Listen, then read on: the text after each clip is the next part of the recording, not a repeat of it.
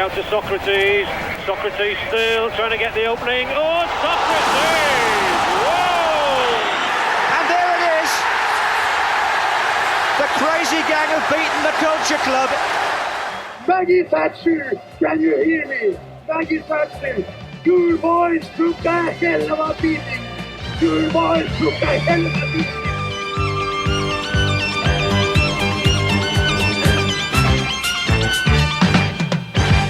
Welcome to subsection module 1.15, 1979-80 revisited, as we move on to the cusp of the 1980s, Dave. This is the last act of the 1970s. How are we feeling about this, Dave?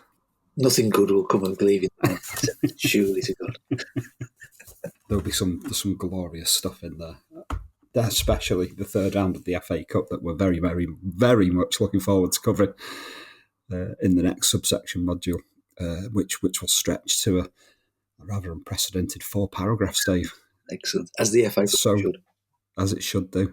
The final round of league games of the year before we turn for the inward bound on the title race and chases for Europe and all sorts going on. There's rumblings ahead that UEFA might be taking a UEFA Cup spot off the English league, Dave. Which we'll come to further down the line, but there's a lot to look forward to as the remainder of the season unfolds itself. But we're heading to Old Trafford for Manchester United versus Arsenal. This is an unforgiving run of games for Manchester United, Dave. They've seen off Nottingham Forest. They've had a bit of a chase in at Anfield on Boxing Day, and next up it's Arsenal. You know, this is a kind of, it's the acid test for Manchester United over this period of time. Absolutely, it is, and I mean it's a tough run at the best of times, but to do it over Christmas, so you're playing those 3 games inside a week. Yeah, I mean that just adds to the difficulty level, doesn't it? But I mean, fair play to United. At this point, they are actually making it a proper title race. They're giving it a bit of a chase, as you say. The Boxing Day games has gone against them at Anfield, but if you're gonna be there in the title race, as soon as you've had a disappointment, you've got to bounce back straight away, haven't you? And Arsenal is the big opportunity to do that. That's very true. These are the games you have to play. These are the games you have to win. And to be fair, United's home form is almost impeccable, Dave. They've dropped 1 or 2 points. That's it. They're unbeaten at home. It's tough for any team to go to Old Trafford at this point, and they are very much keeping Liverpool honest. Absolutely, yeah. I mean, the Ray Wilkins addition at the start of the season has given them a bit of composure in the midfield, a bit more belief about themselves as well, I think. And it's a decent side, I mean, you wouldn't class it as quite in the same level as Liverpool, but I mean, you've got Buchan and McQueen as the centre halves who are a proper quality. You've got guys like Steve Coppell, Sammy McElroy, seasoned internationals by then. Ray Wilkins has come in, Joe Jordan up front. Liam Macari's having a great season, so there's proper quality all the way through. It's the most encouraging season United have had in the league for quite some time. Yeah, they look genuine contenders at this point. They do.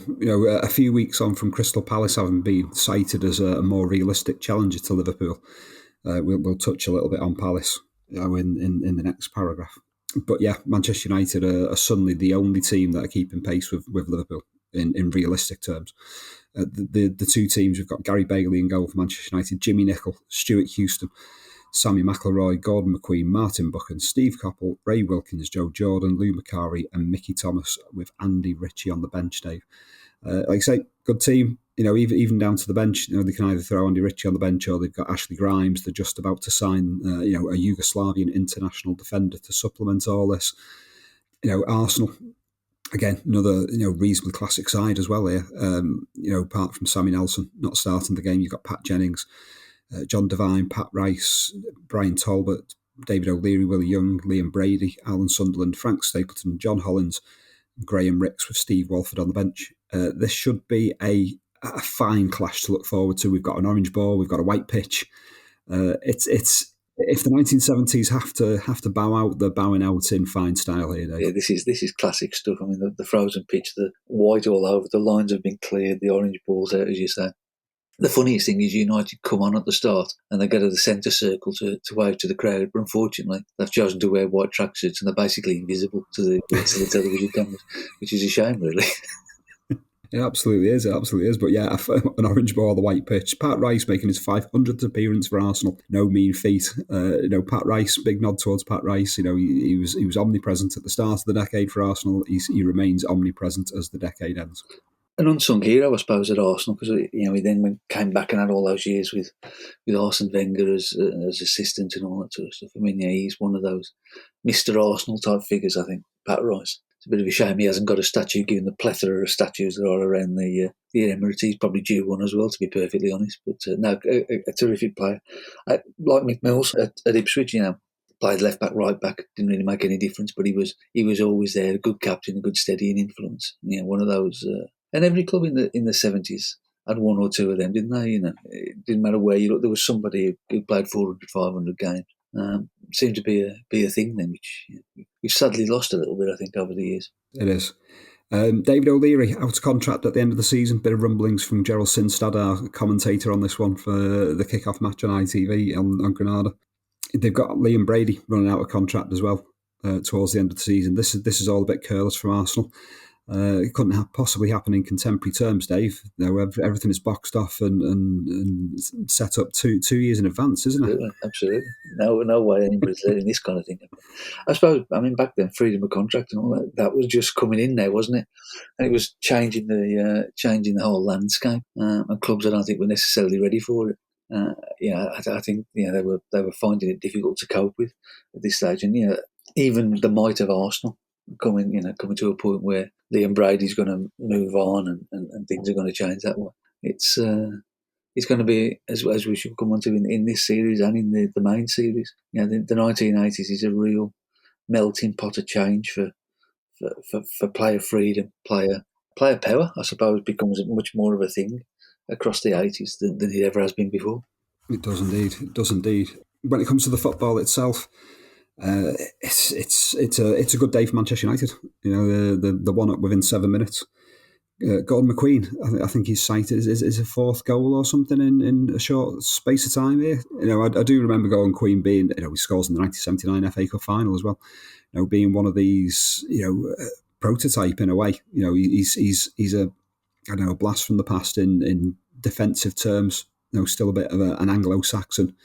He's often in Kenny Burns' corner. He's not unfamiliar to Kenny Burns' corner, but at the same time, up he goes and puts the ball in the back of the net. Those towering headers that were such a powerful weapon of this Manchester United side. It was trademark, the way Gordon McQueen used to get those headers as well. That they were always the same kind of thing from a corner. He'd somehow find himself in a little bit of space, as he does here. He gets in front of everybody and it's a free header. He was, there was a real determination to him to get on the end of things. You might argue that Pat Jennings perhaps could have done a bit better with a cross coming in from Ray Wilkins, but it's trademark Gordon McQueen, and he was one of those who sort of scored. You'd expect Gordon McQueen to score 7 or 8 goals a season from corners, and that's a big thing from your central defenders if they can be doing that in that era when generally centre halves very rarely scored. That was a big contribution, and as you say, any sort of nerves after Anfield have been settled within 2 or 3 minutes, and United are on the way. They are on the way, very much so. McIlroy with the corner. Poor Arsenal defending. They do respond positively though. Ricks has a chance, but there's a poor first touch, and the ball's guided back to Bailey. But Manchester United come on strong again. There is an element of end-to-end stuff, but it's not always pretty as far as the Arsenal attacking endeavours concerned. They get themselves into good positions, but fail to take advantage. They're not necessarily making the most of their positional play. It's not an easy game to play in. Obviously, as we've said, the frozen pitch is not making life particularly easy.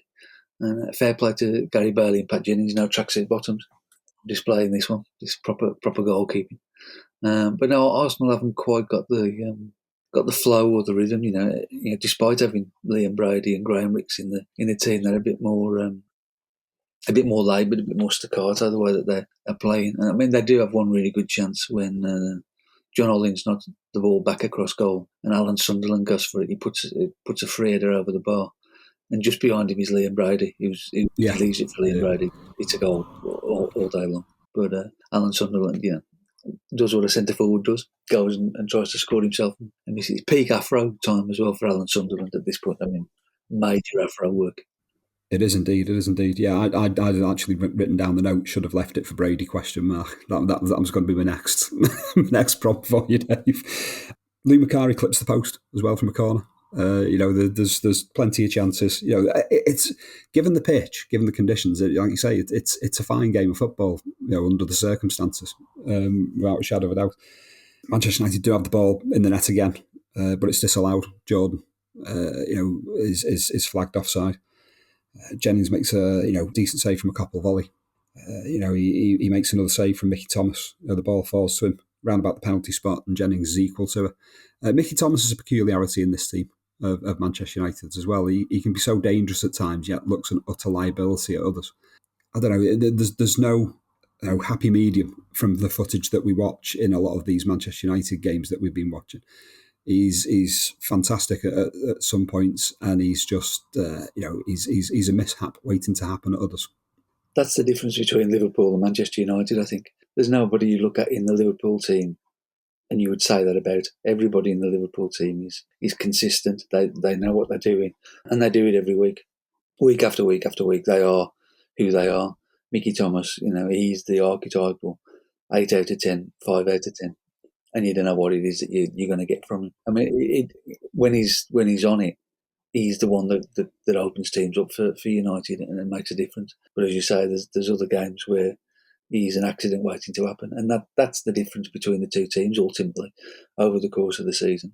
Liverpool are utterly, as well as being brilliant, they are utterly reliable, whereas Manchester United are brilliant and sometimes appalling, and that's the difference.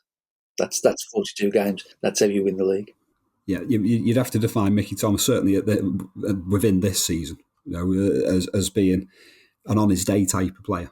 And we're talking to someone not too long ago about Liverpool's team of that era.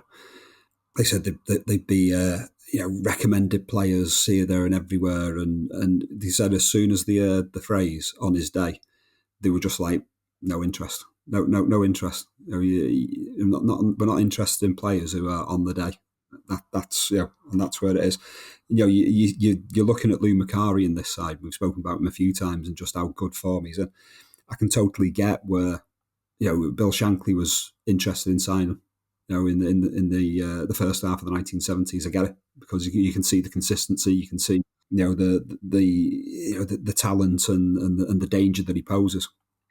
But vitally, that consistency, and Mickey Thomas doesn't quite have that consistency. Although, talent to burn, which in that respect, makes him utterly frustrated. For those who have to be kind of like watching him on a week to week basis. 2-0, 38 minutes, 7 minutes from the end of the first half. Joe Jordan, it's a United break. Wilkins, Thomas. So everything that we've said about Mickey Thomas, he plays a part in the second goal. There's a save by Jennings, but the ball breaks to Jordan, who he's there for the tapping. And it's 2-0, and it's effectively game over as far as Manchester United are concerned. It is, and I mean, there's a piece of really poor defending as well from that in Arsenal, because I mean, the wide angle that we get of the move as Thomas is coming through. Joe Jordan is behind both Willie Young and David O'Leary, who just leave him to his own devices, basically. He runs straight between the pair of them and gets past them, and there he is for the tap-in after Pat Jennings makes a save, and Willie Young and David O'Leary shout at one another. But neither of them's actually done anything about it. So it's a really poor piece of defending from Arsenal's perspective. I mean, whether they would have stopped him anyway is another story, but nobody's picked him up. And as you say, 2-0 just coming into half-time. Pretty much game over from there. Yeah, absolutely. I mean, it's one of those, if Arsenal can get a goal back in the first 15, 20 minutes of the second half, it might be a different matter. It might be a way back into the game for them, but that doesn't happen. Devine whips one just wide, but at the other end there's a Rice clearance, McIlroy for Jordan. Nicol wins the ball as part of that. What's impressive about this Manchester United performance and how they play at home is just how just how quick they are to close down opposing possession. They are very, very quick in their desire, their attempts to win the ball back whenever they're out of possession, Manchester United.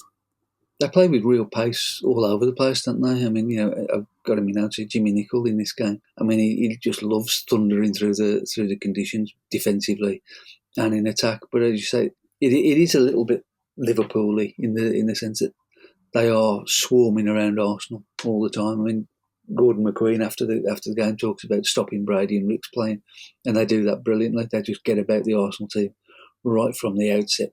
There's no time on the ball. And they can't do anything about it. Arsenal can't respond to it. I mean, there are little moments, but it's Manchester United who are the team that's really impressing all the way through, and ultimately they get the third goal. They do indeed. Bailey does save from Stapleton header before the third goal, but it's a penalty that truly kills the game off for Manchester United. Validity of the penalty, Dave. I've jotted down that Jordan falls over. It's. I think in modern parlance, he bought one. Yes, I mean he's running away from goal. He played for it. Yes, he's running away from goal, and he feels the warm breath of John Devine on his neck and falls over. Basically, is what happens. I mean, I've mentioned this as well. I've seen into the future here, and there's a Gordon McQueen one that is even more amazing than this one. But and that's why I'd put it down as Jordan falls over rather than anything else, because I know there's a more stunning penalty. A success in obtaining a penalty, I think we will declare that. McIlroy puts there plenty of options for who steps up to take the penalty for Manchester United at this point in time, but it's Sammy McIlroy on this occasion. 3-0. It's all too easy for Manchester United, isn't it?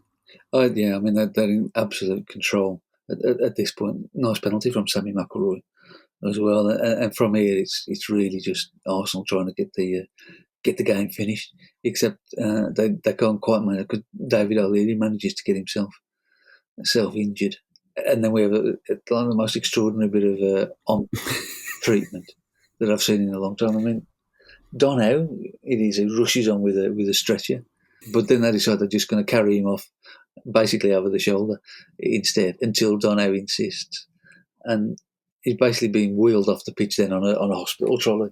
On a hospital trolley, yeah. I mean, he looks in a bad way, to be fair, David O'Leary, and then moments later, Gerald Sinstadt reveals that it's a sprained ankle. It is. I've jotted down that O'Leary stretched it off with some logistical difficulties.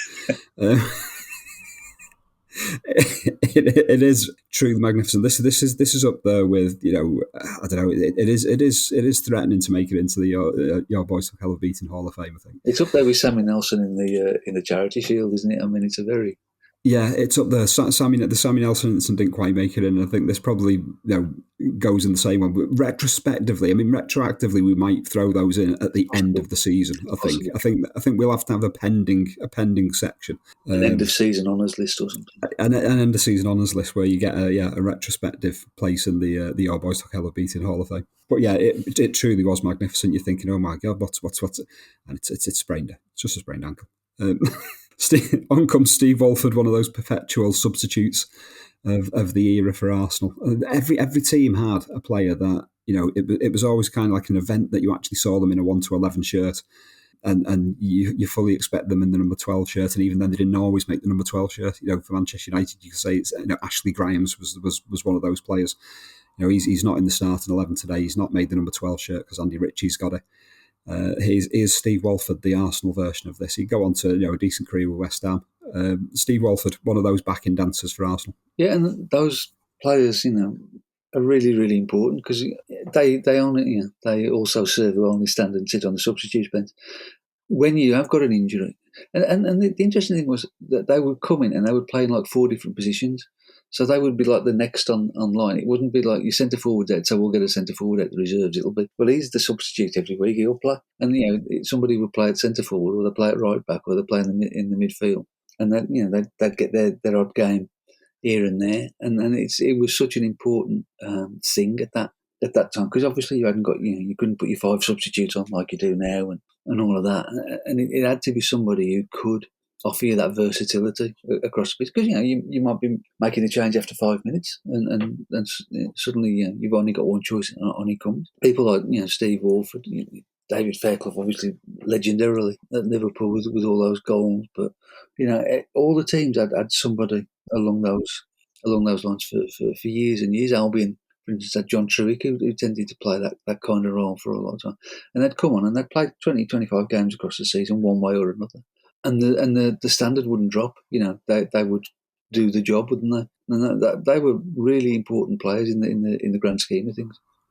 They were key players. The 12th to 13th to 14th man of those squads were always massive, massively important. Man United fans, quite rightly, I think, at this point in time, still singing about winning the league. A fine performance again. They're keeping within touching distance of Liverpool.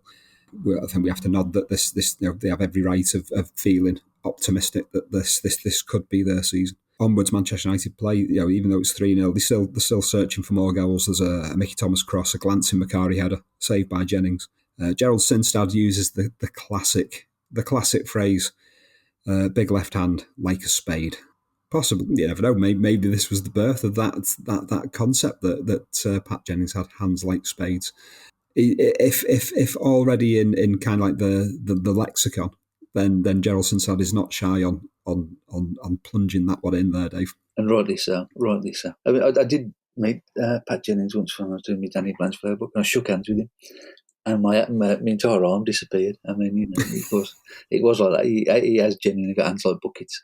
It's not a cliche. It's a truth. It's a truth, I can tell you.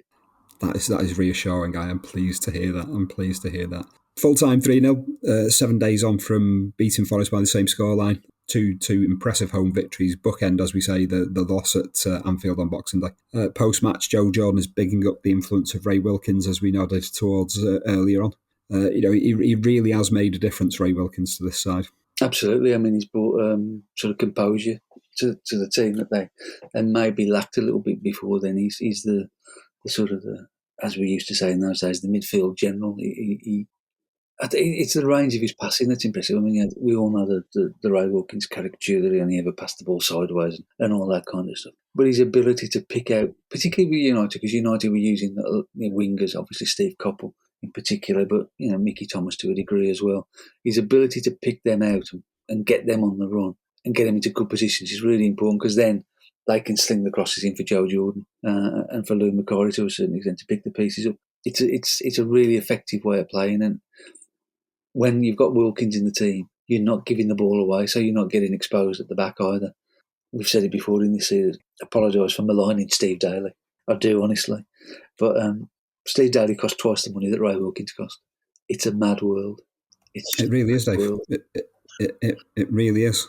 And speaking of Steve Daly, we are heading south.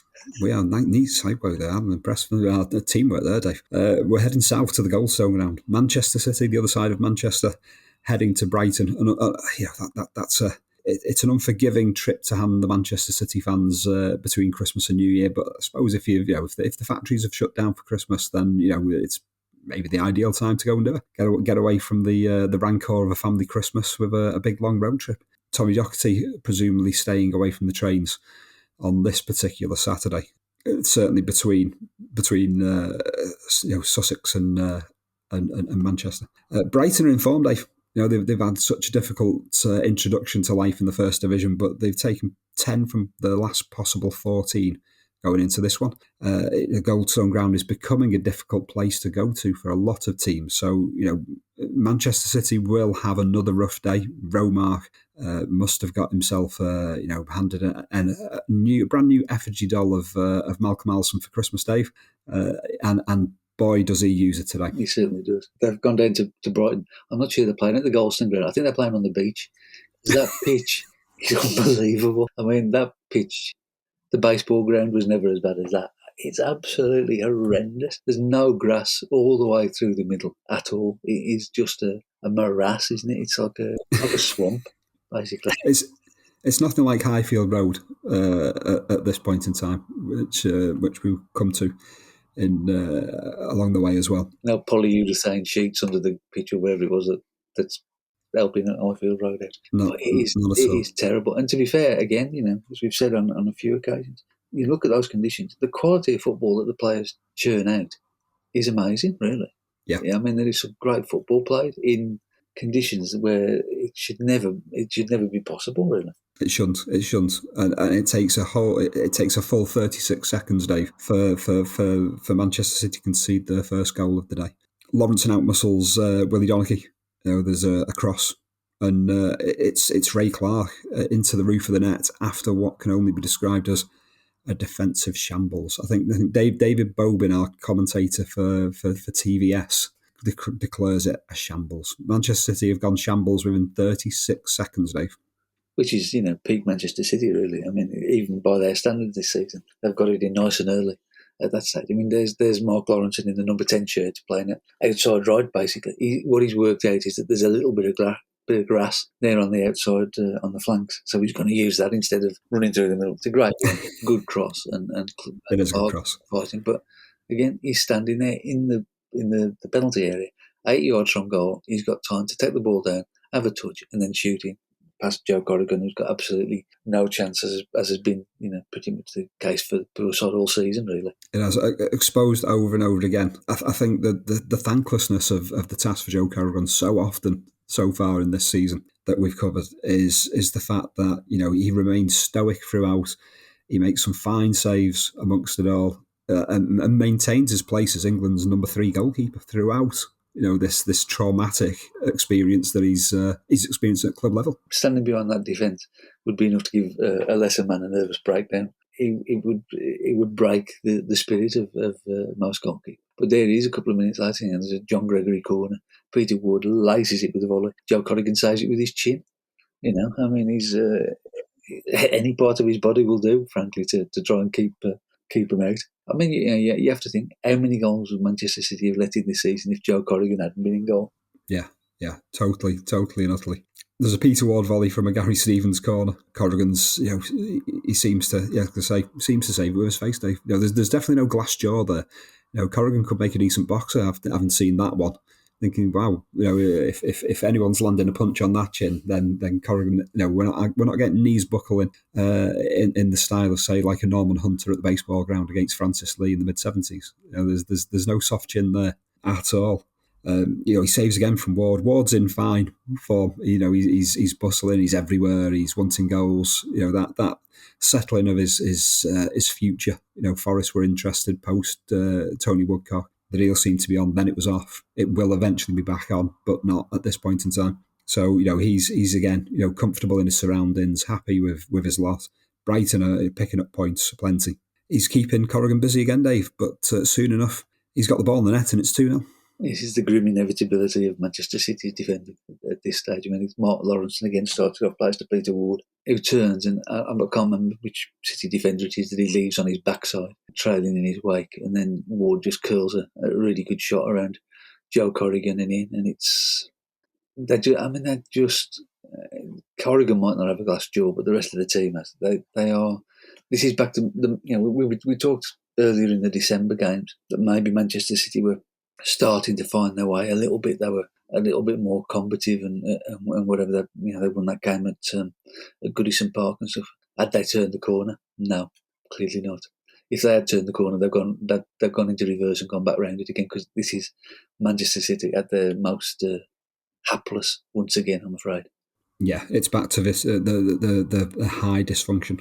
Mark Lawrenson's having a great game in this one, Dave. He's really putting his name on the, he's projecting his name massively in this game. Always known to be a talented player, but that great thing about Lawrenson, and like I say, he's almost playing like as a right winger at times in this game, number 10 on his back. People view him, in that central defensive manner, that partnership that would come with Alan Hansen at Liverpool. But, even from a Liverpool perspective, for the first 2 years of his career at Anfield, 18 months to 2 years, he played here, there, everywhere. He was in midfield. He played left back. He'd just fit in wherever he was needed. And here he is at Brighton, and he would go on and play a lot of football for Ireland in midfield. That kind of like flexibility of Lawrenson doesn't get, as much of an erring as it should do. It's very much the same sort of thing you talked about earlier on when we were the way Emily News and Phil Thompson became the central defensive pairing. Both again midfield players who went to the back. That ability on the ball, it's not just the ability on the ball that means you can pass out and bring the ball forward and all that sort of stuff. It brings the air of confidence with it. You see lots of centre halves and with the ball at their feet, they panic that they're going to do something terrible with it, and there's none of that with by the time Mark Lawrenson gets to centre half.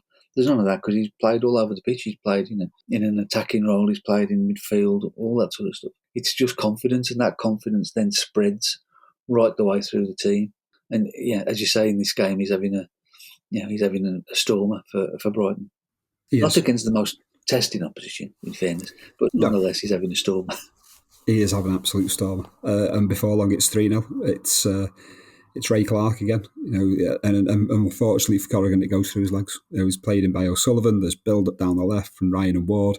Again, a well-worked Brighton move. Manchester City undone. And for this third goal, even Joe Corrigan has to be kind of like disappointed with his role. It's just again, that's so easy for Clark. One pass from O'Sullivan, it is, I think. And Clark is away from the entire Manchester City defence. He's just got Joe Corrigan to beat, and he stabs it through him. I mean, yes, Joe Corrigan perhaps could have done better, but by that stage, I mean, it's a one-man defence, isn't it? It's Corrigan on his own. The rest of them have just disappeared. They've totally checked out. You can't. I mean, we've said this, I don't know how many times, but this is Malcolm Allison, the great coach, and they have no idea what it is that they're doing. There's no organisation. There's no rhyme or reason to anything that Manchester City are doing in defence. It's horrendous. How he's managing to stay in his job this long, because it wouldn't happen now. No way would he still be in position at this stage in the modern day. And this is under Peter Swales. For God's sake, who was up there with Deadly Doug for sacking managers. So how he's managed to survive this long is beyond me. It is quite remarkable. And like you say, Brighton play some excellent football on what is a terrible pitch, and Brighton are just pulling them apart over and over again. Yet, City do hit one again very defiantly against the run of play before half time. Stuart Lee, not that one. With a header from close range. It's a cross from Tony Henry. Just a little momentarily bit of switch off from Brighton. It doesn't turn the tide, though.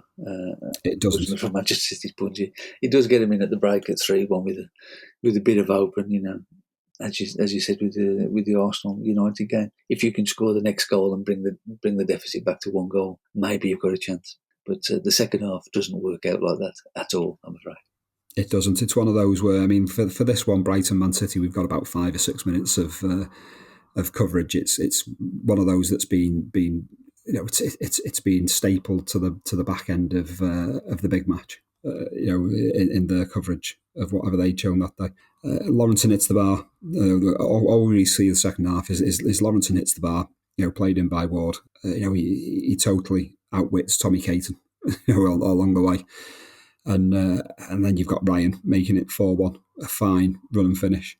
That's pretty much all we get in the second half from the coverage we've got, Dave. But maybe that's just as well for Man City, Dave. It's a kindness to Manchester City over the Christmas period. I mean, the goal, Jerry Ryan, he runs 60 yards on the muddy. Nobody thinks to tackle him at any stage. I mean, it's a good run and all of that, but nobody's tried to stop him at any point until he jabs the ball past Joe Corrigan. It's a mystery. The whole thing is a mystery this entire season. Romark is just clearly the greatest genius that football's ever seen, frankly. Absolutely, it is. For Brighton, it is now 12 points from a possible 16, and they are out of the relegation zone, Dave. Do we think that they'll manage to stay out of it? Is this just a short reprise, and then, because you often get these teams who kind of like claw the way out of trouble and think job done, only to drop like a stone. Well, given what we've seen of Bolton and Derby, I think Brighton might be all right. Again, it's the greatest mystery of Manchester City aren't down there, right at the bottom either, frankly. But no, I think Brighton are on their way, as long as they can survive on that pitch for the rest of the season. Absolutely. Dave, fantastic. That's been paragraph 1 of subsection 1.15, 1979-80 revisited. We will do the double results roundup in paragraph 2, because we've got a nod towards New Year's Day, where again the TV cameras are not out and about as sore heads at the BBC and ITV are nursed after New Year's Eve, Dave, as we move into the 1980s. Subscribe, spread the word, join us again next time. Thank you and goodbye.